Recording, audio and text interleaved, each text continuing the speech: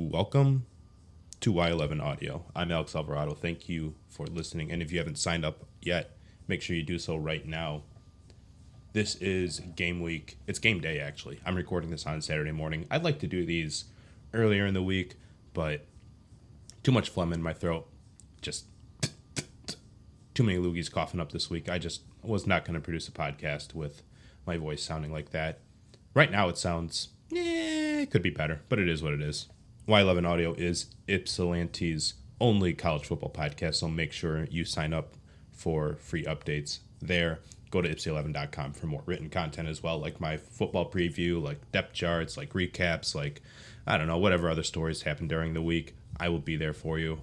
I'm the only one covering Eastern Michigan full-time like this, and it's not even full-time. I'm doing this, there's a grind behind it. Just follow me to support me, and I appreciate those that have already done so and come back. And if you're new here, hey, thanks for trying something new. I hope you stick around. Hope you enjoy what you hear, what you read. And if you know someone else that's like, hey man, I'm an Eastern Michigan fan. Why haven't you shown me Ypsilanti11.com? Why haven't you shown me Ipsy11.com? Why haven't you shown me Y11 Audio Podcast? Go tell your friends about that. Go tell your friends that there is a sports media outlet that actually does care about covering this team, that does care about covering the school, that does care about covering the ups and downs and in between, and things that you just don't normally read on the pages of. Name a newspaper. Just name a newspaper. Or around here too. Local one. As local as you want to get. It's Arizona State week. We got to do a quick week 2 recap now that it's a week late, whatever. A rundown of MAC power rankings before someone gets slaughtered again. A quick update on something else on campus, and 3 keys for the game. 3 keys. Yes, it's corny, but we're doing 3 keys. The recap. Look, you've already heard it a bunch. 49-21. Eastern lost at Louisiana last week. It was really bad, really stormy. There was a 1-hour weather delay, and then that turned into a 4-minute halftime. And even though EMU was up 14-0, after the weather delay to finish up their drive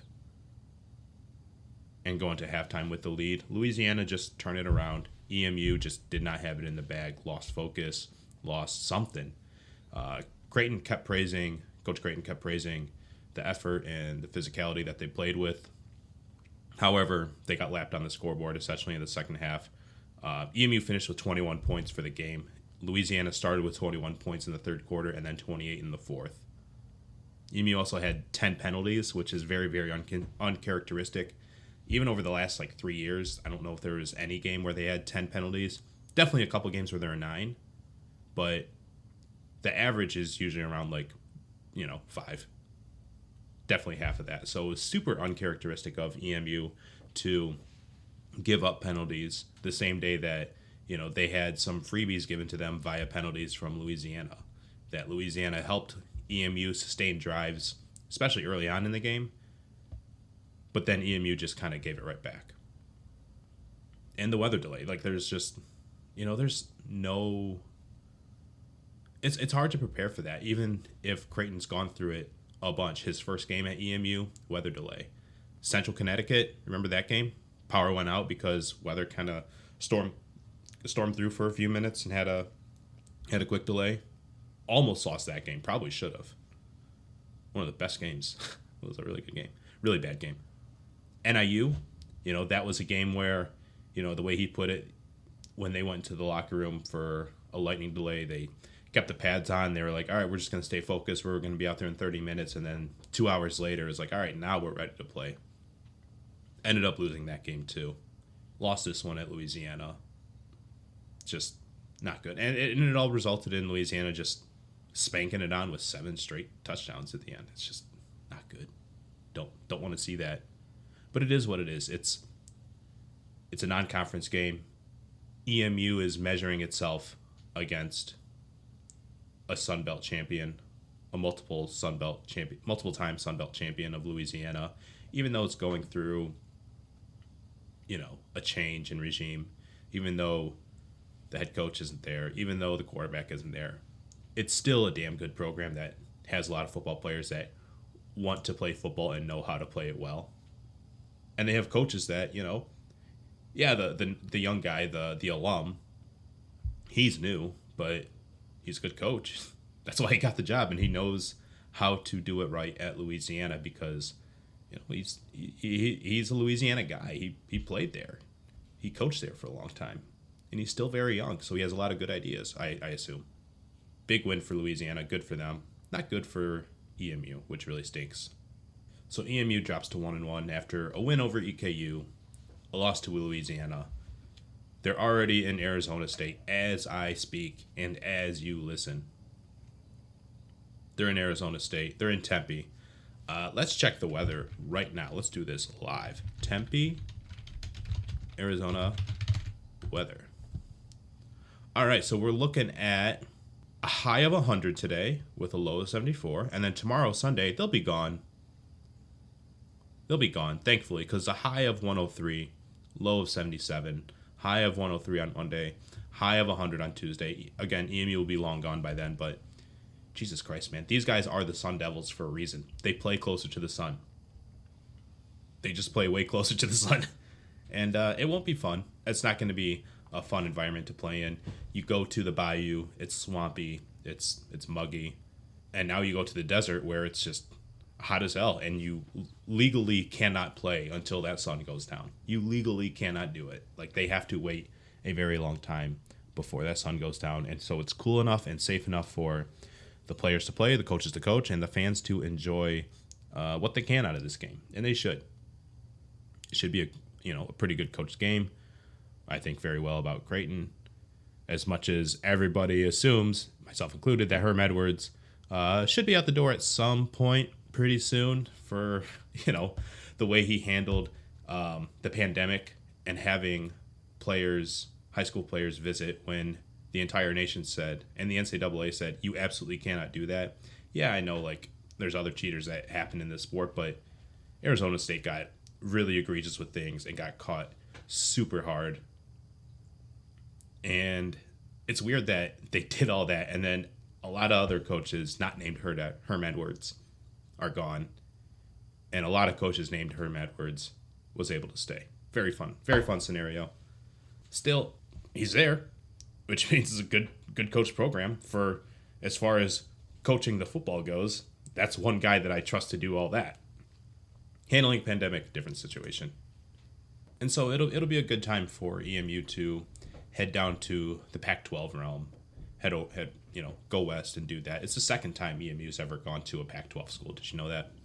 The first time was in 1988, so a year after the 87 Cal Bowl win, which, segue, if you haven't bought the home field shirts, now that I can talk about it, because last episode I was like, I'm not going to talk about the really nice shirts as much as I love home field for hooking me up for free, and as much as I love, as great as the Script shirt and the Cal Bowl shirt are at the time, teachers were on strike. So I was like, they want us to wear red. I'm not gonna don green. Now the contract's been settled, which is great. Players are back in class. I asked Coach Creighton about that. I asked, what that was kind of like for his players because, they had to, and I said they had to miss class and all that stuff, and he said, no, they didn't miss class because they're still responsible for the coursework. Coach, last week on campus, the teachers voted to go on union strike, or the union decided to go on strike last week. A lot of your players missed classes because of it. They're back in class now that everything's resolved, but I'm just kind of wondering what your thoughts are on the matter. It's a big deal that's getting a lot of national attention. There's a lot of grads that are paying attention to the story. Yeah, I don't think that our guys missed class. They didn't go to class if the professor had canceled it, or if they went to class and then, what the university put out was, if you're in class, there's not a professor there, be there for 15 minutes, before you leave, and that the students, all of our guys, were still responsible for the coursework. So that's the mode of operation that we went through last week, and obviously it wasn't ideal, but I think we got through it just fine. Let me just read this really quickly. Healthcare was a key issue during negotiations. The proposed agreement protects the current PPO plan for EMU tenured and tenured track faculty. Faculty will receive the same amount of healthcare options as administrators and other groups on campus. The EMU AAUP negotiating team successfully fought back against an administration proposal to impose hard caps on employer contributions to healthcare, which would have resulted in astronomical increases for faculty with premiums up to as much as $8,300 a year, or more for those with family coverage. Healthcare premiums are defined in the proposed agreement based on an 80-20 cost-sharing model. Negotiators secured a zero-cost HMO program that could save participating faculty up to over $3,000 a year for family coverage when switching from PPO to HMO healthcare coverage. The tentative agreement also includes an increase in dental coverage to $1,500 per participant. The tentative agreement will strengthen EMU's commitment to diversity, equity, and inclusion with a commitment to conduct a salary equity study with faculty input based on evidence presented by EMU AAUP showing inequities affecting female and Black, Indigenous, and people of color faculty. So BIPOC faculty. The parties also agreed to establish a joint committee to examine student evaluation documents with the goal of eliminating implicit and explicit bias against BIPOC female and LGBTQ plus faculty. Now, if you want to read the full post from the EMU AAUP, just check out the show notes. I've put in a link to their Facebook post about it. Great win for them. I'm really happy for them. They were on strike from Wednesday last week through Sunday night. It was like literally I'm not going to say 11th hour, the 23rd hour, maybe the 24th hour, that final hour of the day where news came out that a tentative agreement has been struck, and then this post from a couple days ago was posted. So big win for the teachers. I'm happy for them. Happy for the students that get to go back to class and be with the teachers that want to be with the students so much. They really do, man. They do not want to stand out there with signs and just argue about money all day. It's not what they want to do. If they wanted to argue about money all day, they wouldn't have gone into teaching. I'm just going to be very frank with you there. If the teachers wanted to argue about money all day, they wouldn't have been teachers. But obviously things got to a point where they were screwed over so hard by the administration that things had to boil over to this point. And it's really, really sad that it got here. This isn't one of those situations where I think now that they're in the classroom, things are all peachy and things are all good again. How about a hell no? How about a hell no? Things are not still good. I have zero reason to believe that just because the fine professors at Eastern Michigan in that union got a contract that they feel they deserve finally, that does not mean that they are happy. That does not mean they are not looking for other jobs. And I'm not reporting anything. I'm just assuming if I were in that position, I were unhappy with my employer, wouldn't you just start sending out your resume elsewhere? EMU is a special place, and if you love EMU, you've probably caught yourself saying that. And if you've caught yourself saying that, then you've probably figured out that you have great relationships with a lot of these educators. The educators which are the backbone of this university, the educators that are the backbone of, just as much as you figured shit out throughout life, these professors, man, these are the people that really set up your guardrails for you. These are the ones that really let you know that this is the path you actually want to take and you don't want to run with scissors facing up. Those are the ones who are saving your lives before you actually realize it. And so I have a lot of gratitude for these people. I really am personally upset that things had to come to this point. And I know that, again, this isn't a report. This is just me reading years worth of information, easily accessible information, to know that people that work for Eastern Michigan are not happy with the university that is screwing them over at the same time. And there's a lot more arguments to be had that don't exactly have to do with education that really impact the way people look at Eastern Michigan these days. And it just sucks. It just sucks because none of us want to do this stuff. None of us want to talk about the ethics of how a university runs business. How should it get money? Is sports the best way of doing it? Is private dining the way of doing it? Is screwing over professors and ripping them of their health care? Is that the best approach of all this? Are we EMU? Is my giant university with with trees and a fountain and a student center and a basketball court, a couple basketball courts, and some classrooms here and there, and some nice buildings, and a great observatory, and a shit ton of parking lots. Is this university really the protagonist in all this? Really? Like, is that what it is? The strength and well-being and the money getting of EMU as it looks across the nation at other small schools in the state, other small schools in the conference, other universities in general. I get that it's a business at some point, but man, what the first point though is the education. And the first point is also the students. And the first point is also literally just the people. The first point is the people. The second point is the buildings. And I wish EMU would have just remembered that, because I was talking to somebody and I said, it sucks that it's gotten to the point, but this is a teacher school, man. Why are we screwing over teachers? This was literally a normal school when it was built.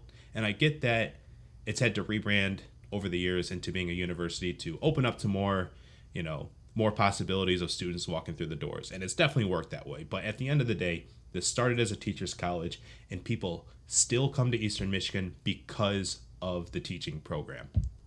And not all these educators are there teaching education. They're teaching history, they're teaching literature, they're teaching math, they're teaching, astrology, they're teaching, I don't know. What's that one class? Underwater basket weaving? I never got to take that one.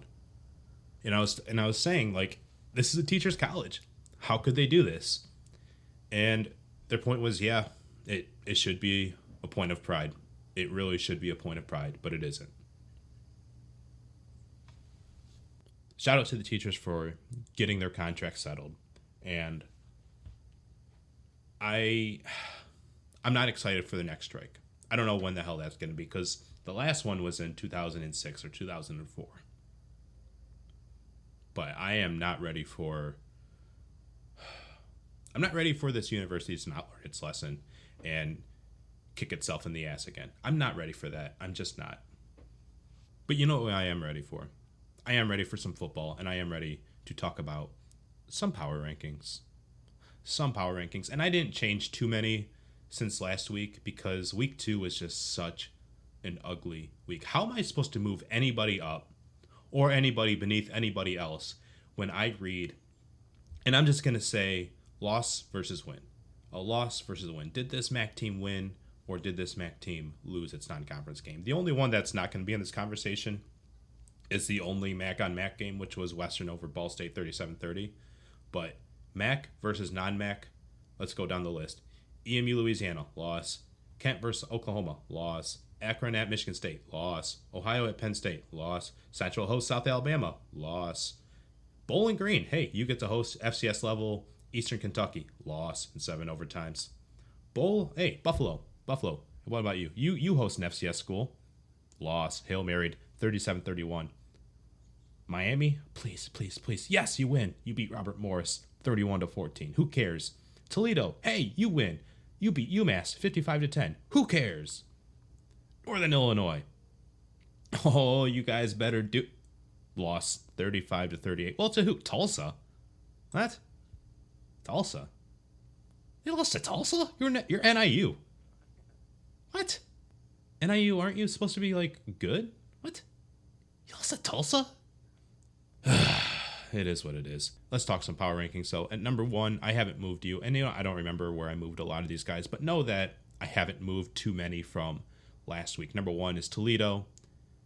Toledo hasn't shat the bed yet. Congrats to you, Toledo, for not, for doing that. But Toledo's been talked about a lot this week because they're going to Ohio State. And I don't know if you've heard anything, but Ohio State's pretty damn good. Ohio State's really good. It's won over the state for, I don't know, my lifetime, my dad's lifetime, probably his dad's lifetime. I don't know how old his dad is, but I'm sure his lifetime. I don't know who his dad is either, but I'm sure his lifetime has been filled with Ohio State being good at football. Probably not the same way we see it now, but You get the point. Ohio State's incredibly good. It is great-grandfathered into the playoff every year now, as they should be. And Jason Candle, Toledo's head coach, was asked, hey, what do you do with the people that live in the area? Yeah, you've kind of answered this years before, but hey, let's re-up this conversation. What do you feel about, about fans? What should fans do? I'm just going to play the clip. Toledo has a good fan base, obviously, but we live in this borderland where there's fans from a lot of different teams, including Ohio State.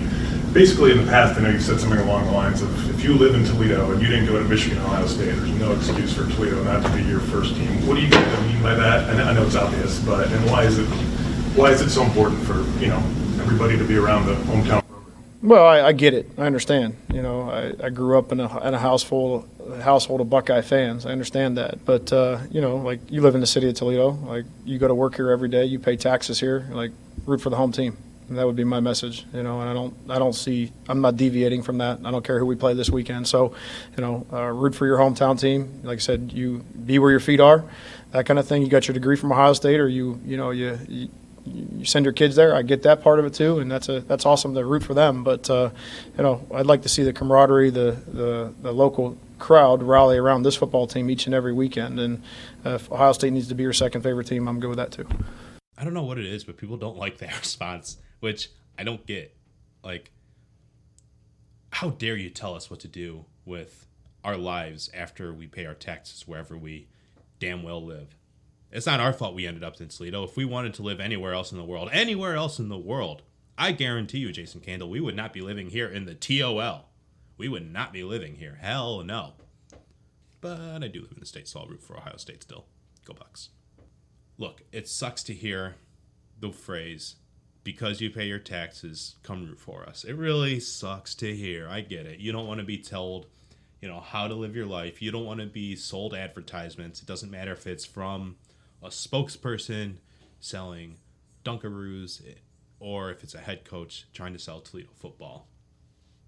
And one argument that I heard in private was, well, he's not selling the team enough. He's not selling a team enough. He's just saying, if you live in Toledo, then that should be good enough, which is dumb. You should sell the product. If you are a football coach, that's your message. If you live where I am working, you will root for my team. Like, I don't...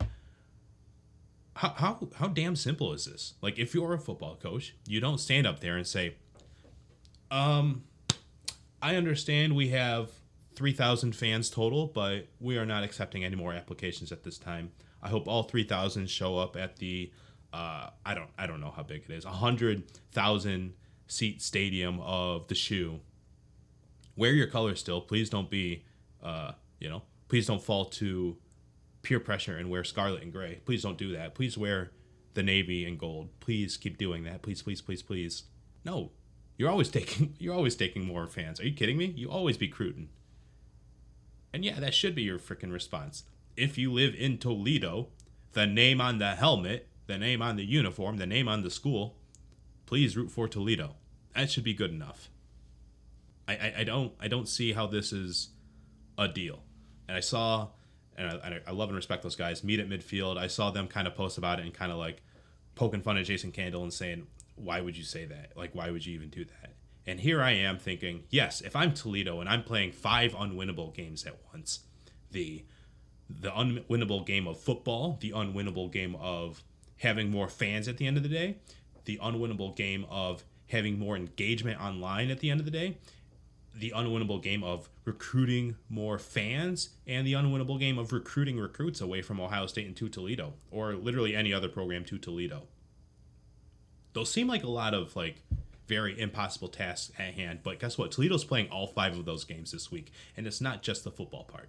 It's everything else. It's the social aspect, and the social aspect probably matters a little bit more than the football product, if I'm being completely honest in this matchup. It doesn't matter if Toledo is so good in the MAC that they're the ones that, if I had to pick any team that could beat a P5 team, yeah, Toledo's definitely up there. And that's true as it is, but that's not the point of it.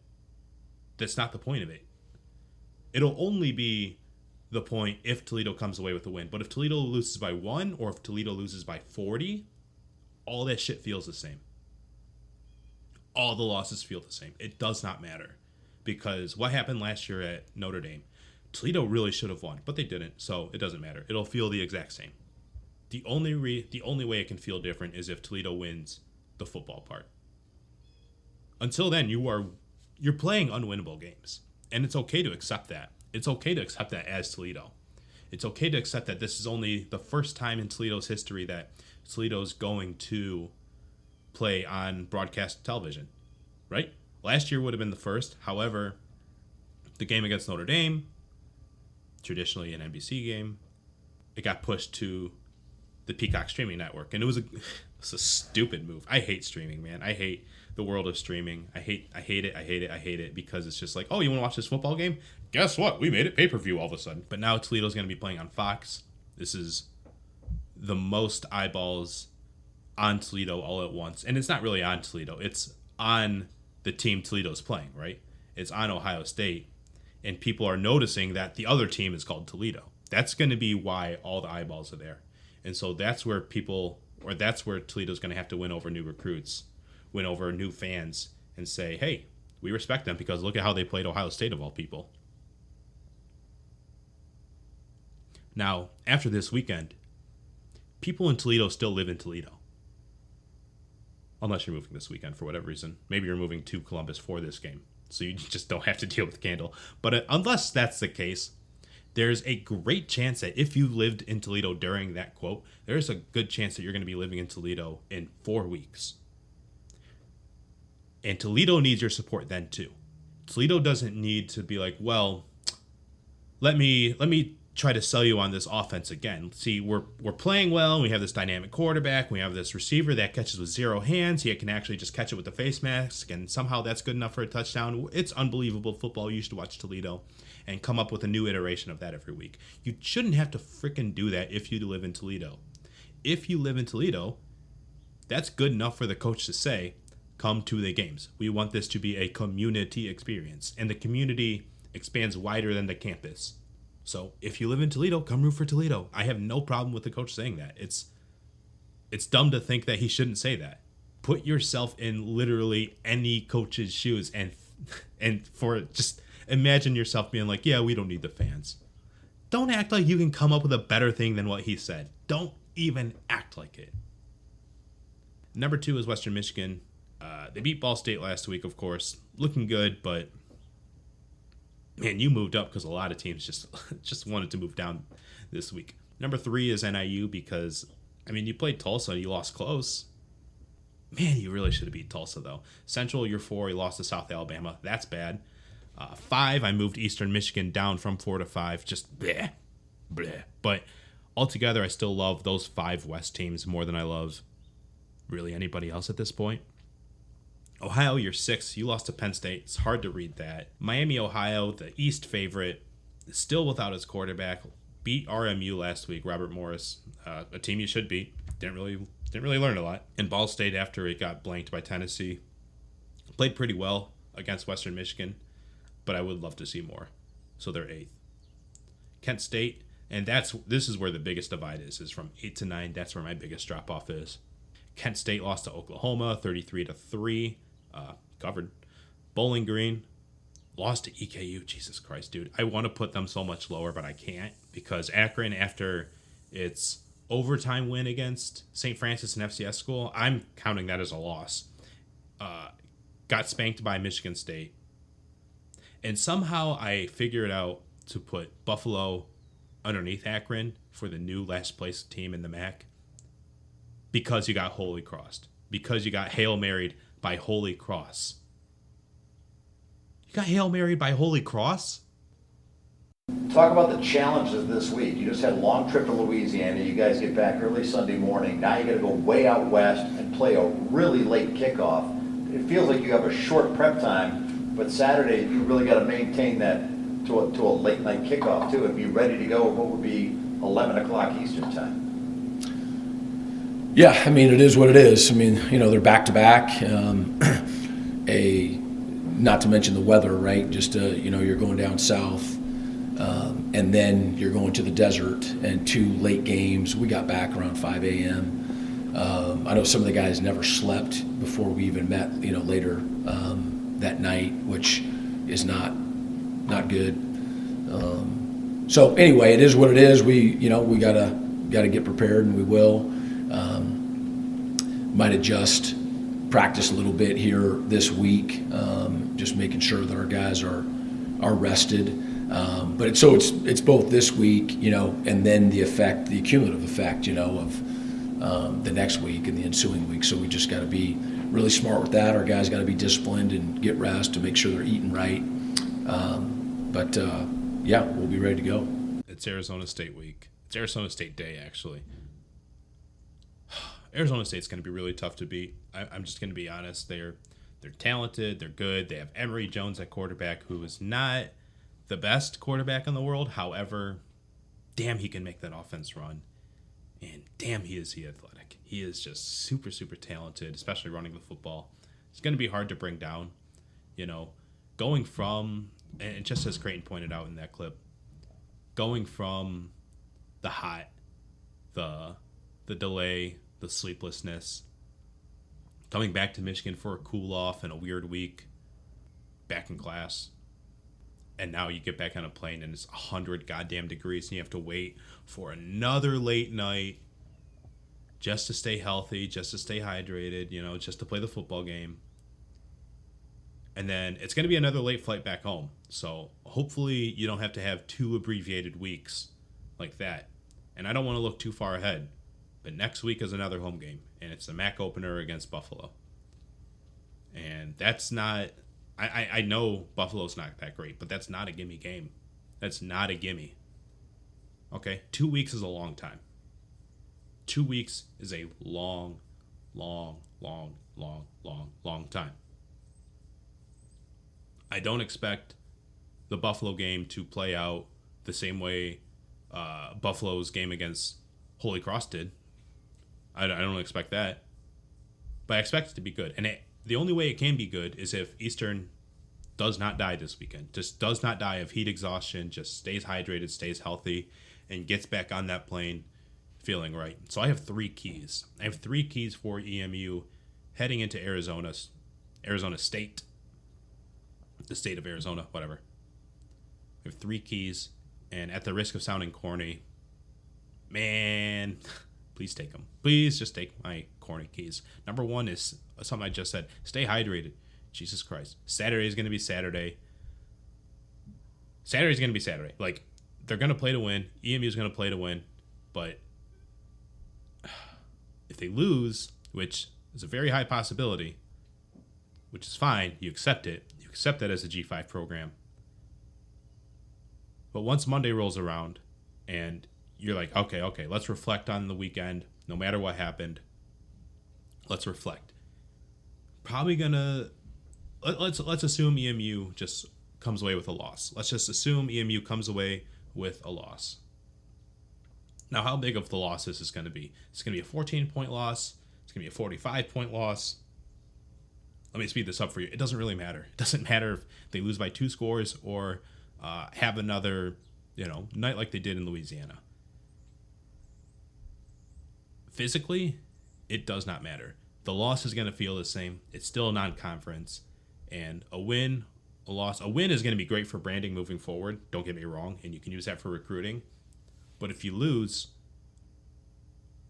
to keep the focus on the season itself, you're not out of the race for a MAC championship. You will be out of the race if you deplete yourself this weekend after 2 straight hard weekends from Louisiana to Arizona State. If you deplete yourself physically across the board with everybody on the roster and you don't replenish yourself to get ready for the Buffalo game, that's a bad leg to stand on. To lose to that Buffalo team because you couldn't take care of yourself in non-conference play, and they roll into Rynearson Stadium and pull off a road dub, probably as underdogs too. That's not going to bode well for EMU moving forward. And honestly, it might just take EMU out of contention for the MAC West race. Yeah, they have to win its division for that to be a serious reality, or lose. The interdivision matter, that matter. The interdivision play, that matters of course. The crossover game with Buffalo, it's not going to be easy. And so for that, I say today against Arizona State, where it's a high of 100 degrees and a low of, not that low, a low of what we saw, a high of this week in Michigan, please just stay hydrated, stay healthy. Everybody get back on the plane in one piece and get some damn sleep, please. Please get some sleep. It's going to be a long flight home. Please get some sleep. Key number 2, please, on defense, be crisp in coverage. I think Arizona State's offensive line is going to be really, really difficult to get through. And Creighton said in the press conference that Arizona State, they're going to run it 65 to 70% of the time. They're going to run it a lot. And why wouldn't you? If you're Arizona State, if you have the physical advantage and if you have all the other advantages to beat EMU, just run the ball, run the clock out, let's go home, get that early dub. That's what I would do if I was Arizona State. And with that O-line, they're going to be tough to get through. And it's not like I've already gotten a lot of confidence of EMU's defense in terms of making plays behind the line of scrimmage. They have the ability, don't get me wrong. Like they got good players, they have fast players, they have strong guys, they have smart dudes. But the first week against an FCS school, just 1 sack. And last week, no sacks, just a few tackles for loss. And that was a situation where I thought EMU was going to be able to get to the quarterback maybe 3 or 4 times. I really thought that was going to be a possibility, but it just wasn't. I think way higher of Arizona State's O-line than I do of the last 2 opponents EMU saw. And so if EMU is not going to make the pressures, if EMU is not going to make the defensive plays behind the line of scrimmage, at the line of scrimmage, you might as well be crisp in coverage. If they're going to throw it 30% of the time, 35% of the time, don't make it easy on them. Because the run game is already going to be tough on you. Be crisp in coverage. If you can get on that plane, come back home and know, hey, the run game, we just got beat. We got beat against the run. We got beat by a better opponent. But against the pass, we're really happy with what we did against, again, a better opponent, but kind of limited the potential out of Emory Jones and his really good receivers as well. Then I think that's a good confidence note that EMU can hang its hat on, heading into MAC play, knowing that, hey, we hung in there with a P5 school in a very, very tough environment, climately, and we were able to run with them. So hats off to us for that. I think that'd be a good place for EMU to be at defensively, as if it can be proud of the way it covered in pass against Arizona State's offense. And key number 3 is just a general, I'm throwing my hands up right now and just saying, get it together on offense. That's just that's key 3. Because last week started out nice in its first drive of the game, and it's finishing its drive after the lightning delay. But altogether, it just was not there. It just has not been a totally efficient offense. Taylor Powell's looked good in spots, but he's looked not great in other spots too. Just would love to see more out of him. I would love to see, his game get cleaned up. I'd love to see the offensive line, them get cleaned up too. But it's going to be super hard against Arizona State's D line. So good luck there. And if Powell, gets it into the receiver's hands, Pro Football Focus has counted 8 drops so far. 8 drops out of Eastern's receivers this season. You can't have that. You cannot have drops. You cannot, you are I'm going to sound like a middle school coach here, but you are a wide receiver. You receive the football. When it touches your hands, catch it. 8 drops, you can't have that in just 2 games in the year. Taylor Powell's stat line, I'm not going to read it off because it just looks really bad. I'll wait until after the Arizona State game. And he plays confident. The team likes playing with him, I can tell. And he can get things moving. And again, I'm going to agree with Creighton, even after seeing Powell live now. I'm going to agree with something that Creighton said in the preseason, and is that there shouldn't be a huge drop-off from Powell to Bryant. And so far, I haven't seen that, because Bryant was also a risk taker. Taylor Powell is a little bit different. Receivers need to get open. I don't think Hassan Badoon's really gotten open downfield too much so far this year. Tanner Canoe stepped up. Dylan Drummond's had a few decent catches this year. The run game has not been amazing. Some good plays out of Samson Evans, but not a bunch. And this all these things don't always come on one guy. Like sometimes the drops and overthrows, you can point to like one guy and be like, okay, you got to step it up. But like Brian Dooley, 3 penalties against him already. 3 penalties against a team captain like that. He's supposed to be one of the better offensive linemen at right tackle. You can't have penalties from that. Like from an experienced guy like that, from a leader like that, you cannot have the penalties from an offensive lineman like that to hurt the offense even more. So, offensively, it's just got to get cleaned up. It's just got to get cleaned up. Coach Jordan Ham, Sports 360 AZ. With Utah and USC in a couple of weeks, it might be easy to overlook this game for fans or for players. What sort of conversations are you having with the team right now to make sure you're not? Well, the team's off today, obviously, but just when you put the tape on, and there's some cut-ups I'm gonna show them on offense and defense. This is who we're playing, right? And these guys have, they play hard, and they're coming in here to win. I mean, don't make no mistake. And as I said, they have a nice offense. They do a nice job on defense, rallying to the ball, tackling. They're physical up front. Got a big old line, got some big. So they're a good football team. So that's the last thing we can do is worry about. We need to worry about right now. We need to get another win, right? We just lost the game. I mean, you don't want to start doing that. I mean, you got to get going. So we'll make them understand. Now they got to go play. One thing I can't do is play. I can give them all the information, but I can't play for them. All I can do is get them to the game, and then from there, we got to go.